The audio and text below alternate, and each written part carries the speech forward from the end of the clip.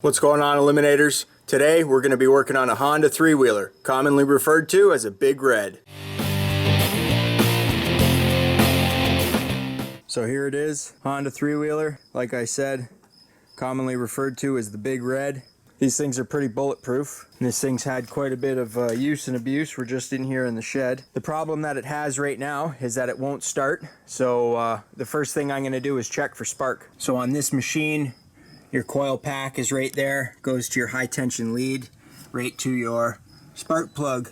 And what we're going to be doing is just removing this spark plug cap.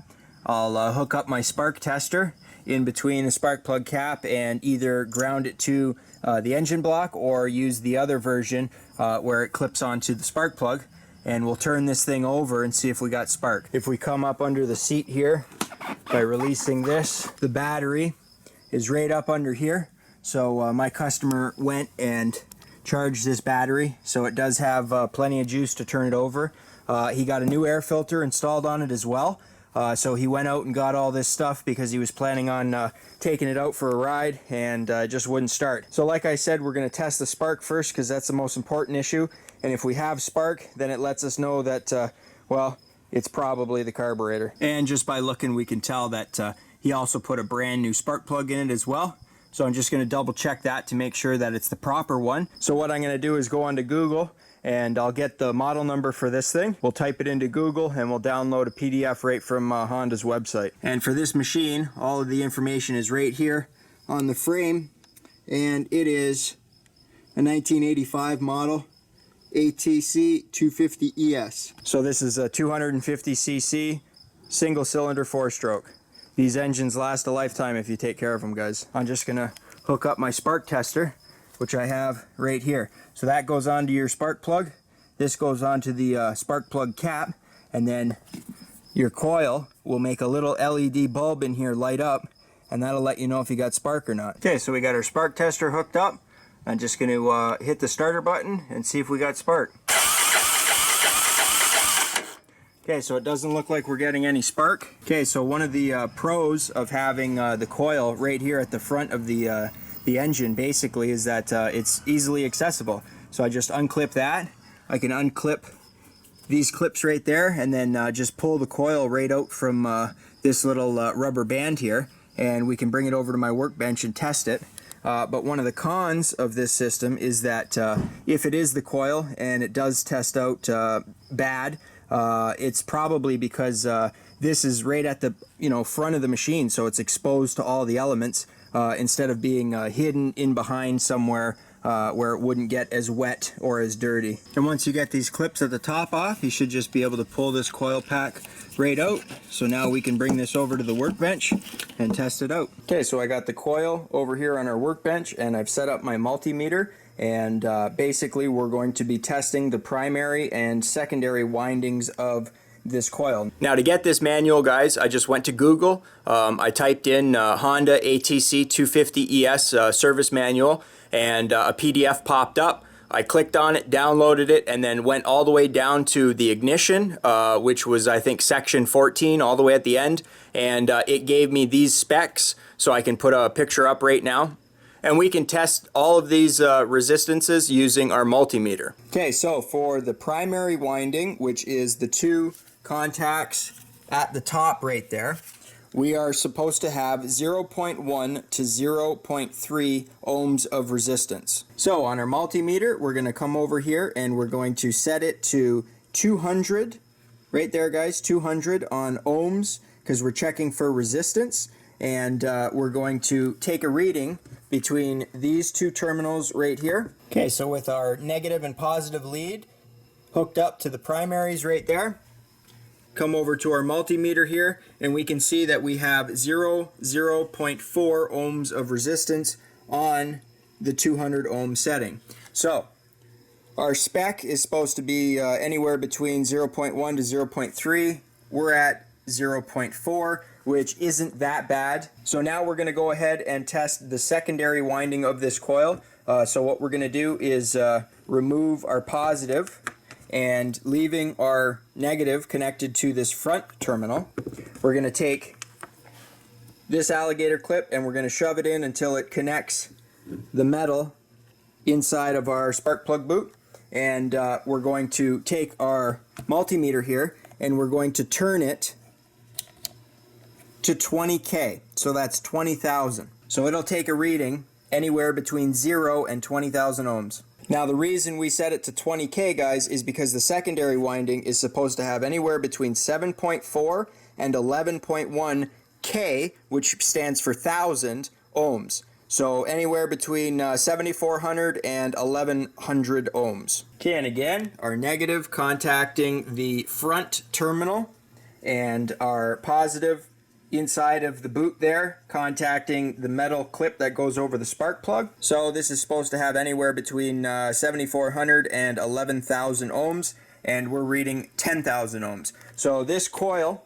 as far as I can tell, is within spec, so it must be something else. Alright, so now that we tested out our coil here and we know that it tests within spec, again, you know, that 0.1 to 0.3, 0.4, it's just 0.1 over, so I'm not going to worry about that. But now that we know that our coil here tests out okay, I'm going to put it back on. And the next thing we're going to take a look at is the pulse generator. Okay, so we've hooked our coil pack back up and connected our spark plug cap to the spark plug. So now to get at the pulse generator, we're going to come over to this panel here on the left side of the machine, and we're going to pop that out. Now these have little tabs here, guys, that go into little rubber grommets, so you just can pop that right out. And we're going to be looking at one of these right here. So to figure out which one, I'm going to have to look at our manual. Now we're going to be testing our exciter coil resistance. So on the manual, our picture here that you should be seeing coming up on the screen now says we have to test in between the black and the red wire, which is right here. That's black and red, and the ground. So with my multimeter here, I have it set to 200 ohms of resistance, and I'm going to disconnect this wire right here. We're going to unplug that. We're going to take our positive lead and we're going to put it inside of here and connect it to that butt connector there.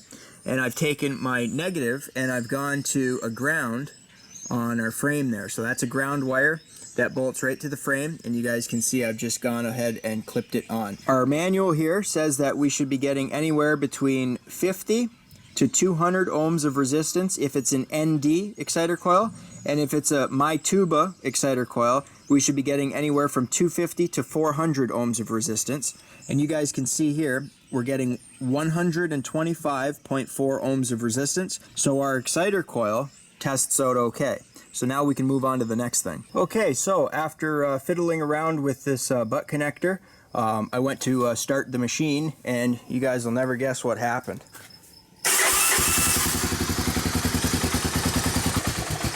She runs. It doesn't idle that great, but it does run.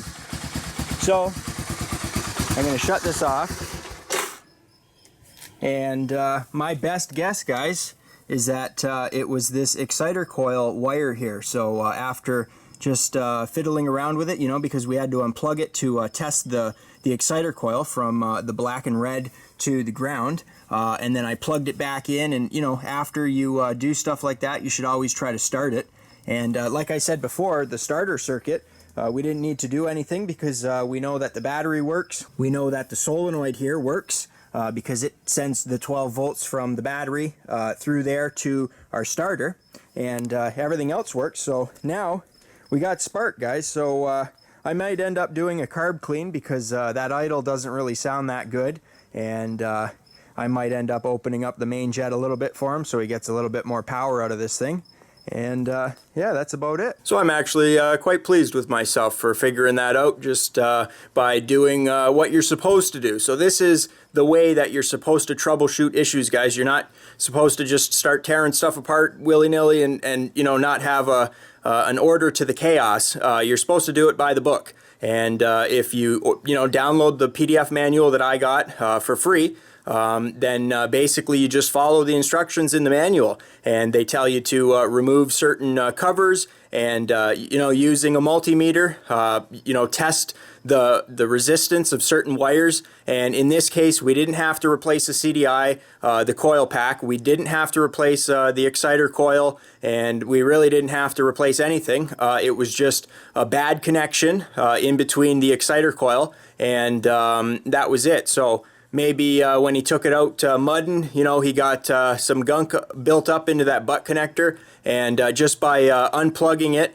and then testing it, that's why I had to unplug it, and then plugging it back in, that took away a little bit of the dirt and the grime. So what I'm going to do now is unplug that again, hit it with some contact cleaner, which is a little bit of spray that you can use on battery terminals, wire terminals, any kind of connections that will just blast off any dirt and debris that are on those connectors, and it should have a good connection after that. Okay, so now that we know that this thing started, we're going to be removing the carburetor up under here. So to do that, we're going to have to unbolt the fuel tank here, and then we're going to pull the fuel tank up and right out. Okay, so we got that bolt off of the fuel tank here, and now I'm going to disconnect the fuel line. The fuel tank is now loose, so again, you just want to pull it up and then back out. Okay, and now that our fuel tank is off, we have a little bit better access at our carburetor. Okay, so now we're on the right side of the machine, and we're going to be loosening these straps that hold these boots together. So there's one at the back here, down there, and then there's one at the front up there as well. So you can take a Phillips head screwdriver, loosen those off, and then you should be able to physically twist the carburetor just to break that seal. Then you want to come up to the front of your engine here, and you want to undo the two bolts that hold this piece onto the engine. But before I remove any of this stuff, I'm going to power wash this, because there is a ton of sand. It looks like he's been riding this thing on a beach, and I don't want to have to remove the carburetor, clean it, and then go to put it back on and have like a big chunk of dust or all this stuff fall off and go into the nice clean carburetor. So I'm going to hit this thing with the power washer, get it clean in this general area, and then we'll finish disassembling this. Okay, so I just finished washing this thing. You guys can clearly see the difference a little bit better now. So again, loosen up our straps here, and then we'll break this thing free by twisting it. And then once we get the boot off at the front here, we should be able to pull this thing right up, and then we can disconnect the throttle cable. And to get those off, guys, I'm just using a 10mm box end wrench. Okay, and once you get both bolts out from both sides, pull out your little spacer here so you don't lose that. Just remember, guys, the O-ring side goes towards the engine. You can put that off to the side. So now this boot is loose, that boot is loose, so now we should be able to just wiggle the carburetor and pull it straight up, and then again, we'll disconnect our throttle cable right there. And now would also be a good time to loosen off this strap here so that we can pull off this little airbox breather tube. And if you want, you could pull it off the back as well, which I've done here. And now that gives us plenty of room to work. Okay, now to get this throttle cable off here, guys, we're going to be loosening this nut off. But the main thing is we're going to be removing these two screws right there to remove this side cover here, this plastic side cover. Once you get that off, the throttle cable comes down and then it wraps around. Basically, we're gonna have to disconnect it from inside, so I'll show you how to do that, but we gotta get this side cover off first, and again, it's just 2 Phillips screws. Okay, so what you're gonna wanna do now is come up to your throttle lever here and pull your throttle, and you guys can see that moving at the bottom. So what you're gonna do is you're gonna hold it in this position, so now there will be slack on the cable when you go to pull it down the other way, and again, it should just slip out from where that slot is. You should be able to just slide that right out, and it should pull out nice and easy, just like that, guys. So now our throttle cable is disconnected, so now we can move on to disconnecting our choke cable, which is right here, and I'll show you how to do that. Then you're gonna pull up your rubber boot here, and then using a 14mm wrench, we're gonna loosen that off, and you're gonna pull this right out, guys. Now that's for your choke cable, so some carburetors may not have that, but on this one it does. So now our carburetor is disconnected apart from our throttle cable here. So I told you guys to loosen that nut off. So once we pull this carburetor up, we're going to unscrew the carburetor from the throttle cable right there. So you're actually going to be, you know, holding the carburetor, and we're just going to twist it off of the rest of the throttle cable. Okay, then to get the carburetor out, you guys are going to want to come to these little tabs here and just bend them up so that you can pull the cable out, and this thing should come straight up. And then, like I said, we're just going to take the carburetor and unscrew it.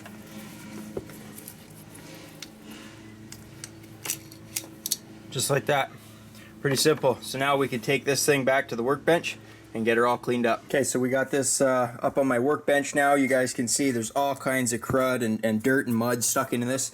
So what I'm going to do first, before I start tearing this thing apart, is go put this over on my lawn, and I'm just going to power wash it. Now I can, you know, get in at certain angles and hit this thing a little better.